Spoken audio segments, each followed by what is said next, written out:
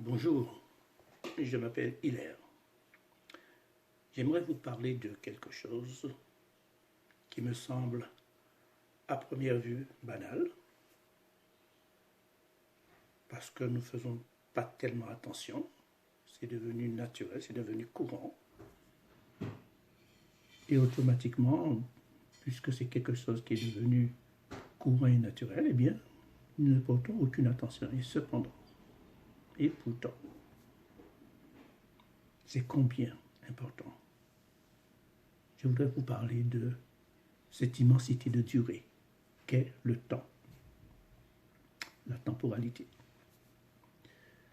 Depuis toujours, tout au début, au commencement de l'univers, le temps a été là, impassible, constant, comme un fleuve tranquille, un long fleuve tranquille, qui coule lentement, doucement, avec un débit constant, mais qui est là.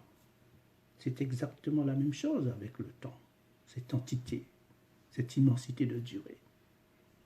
Alors d'une personne à l'autre, d'une culture à l'autre, le rapport change et c'est un peu normal.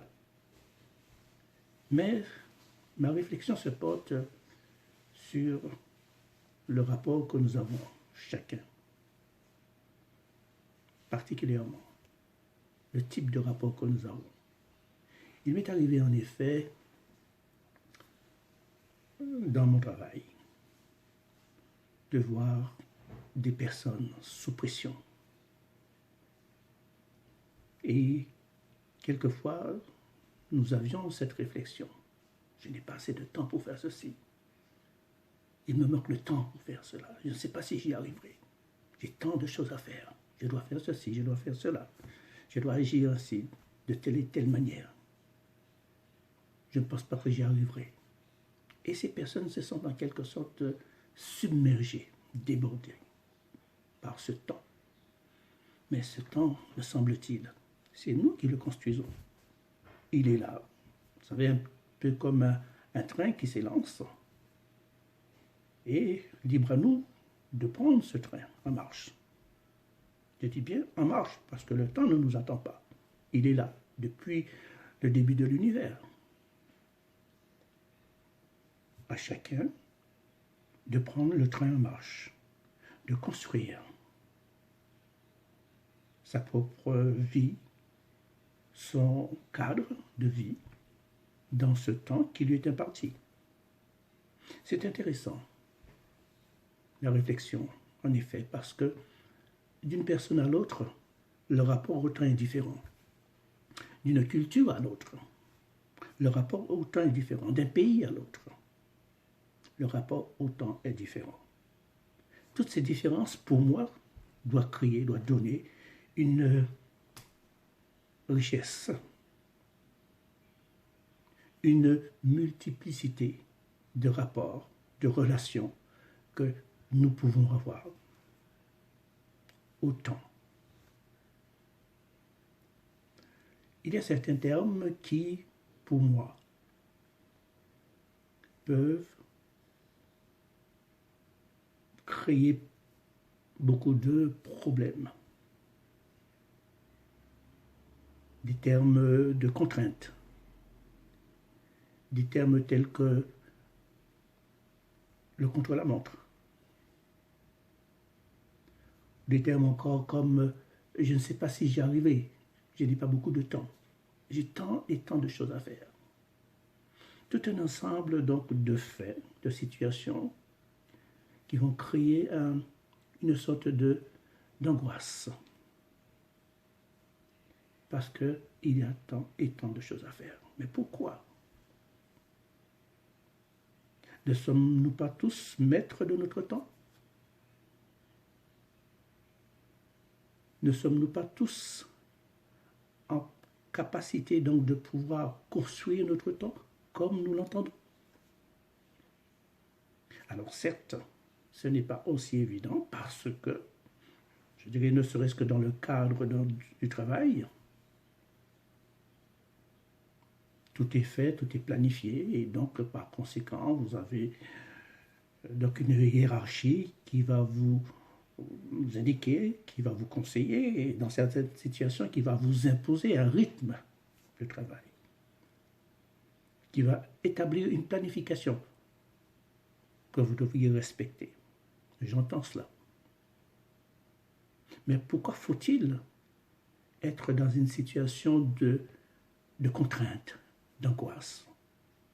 Est-ce qu'on ne peut pas naturellement faire face à ces obligations sans se sentir le dos au mur, sans se sentir contraint de faire quelque chose dans un laps de temps bien établi?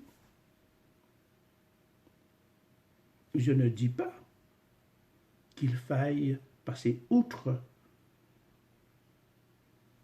le cadre défini pour réaliser telle ou telle chose. Mais je pense que la perception, l'esprit dans lequel on se met, ou on se laisse enfermer, pose un certain nombre de problèmes. On devient en quelque sorte, non pas maître du temps, mais peut-être pour certaines personnes, ou dans certaines situations, prisonnier du temps, de son temps, ou prisonnier du temps de l'autre. Moi, ma réflexion est de savoir comment se libérer, s'en libérer donc de cette prison fictive, peut-être, mais bien réelle parfois. Parce qu'il y a beaucoup de situations qui font que vous n'avez pas eu le temps de mener à bien ou à terme vos résolutions, vos actions, vos activités, que vous êtes obligé donc de remettre au lendemain. Pourquoi faut-il remettre au lendemain? Je me souviens lors d'une interview avec un journaliste, nous avions eu l'occasion, en quelques mots, d'évoquer ce thème sur le temps. Et il m'avait répondu d'une manière assez laconique. Ben oui, mais c'est une affaire donc de planification. Il n'avait pas tout à fait tort, mais il n'y avait pas que ça. La gestion du temps, le rapport que nous avons au temps, est bien plus qu'une affaire de planification. C'est une question de sensibilité, c'est une question de perception, c'est une question donc de compréhension. Et c'est une question aussi du don de soi.